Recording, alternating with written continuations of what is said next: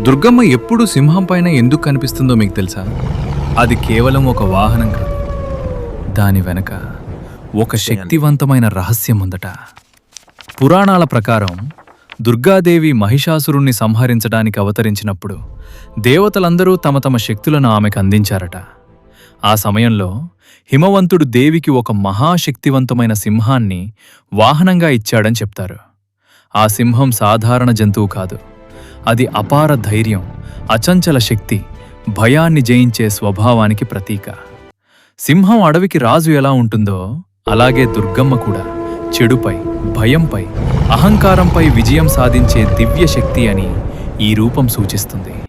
మహిషాసురుడితో జరిగిన భయంకర యుద్ధంలో దుర్గమ్మ సింహంపై స్వారీ చేస్తూ యుద్ధరంగంలో ప్రవేశించిందట. సింహం గర్జనతో రాక్షస సైన్యం వణికిపోయిందని పురాణాలు చెప్తాయి. అందుకే దుర్గమ్మ సింహం కలయిక శక్తి మరియు ధైర్యం కలిసి భయాన్ని జయించగలవు అనే సందేశాన్ని ఇస్తుంది. అందుకే దుర్గమ్మ వాహనం సింహం. నిజమైన శక్తి అంటే భయం లేకపోవడం కాదు, భయాన్ని జయించి ముందుకు వెళ్ళడం. ఈ వీడియో నచ్చితే జై దుర్గమ్మ అని కామెంట్ చేయండి. మరిన్ని ఇంట్రెస్టింగ్ ఫ్యాక్ట్స్ కోసం ఇప్పుడే సబ్స్క్రైబ్ చేయండి.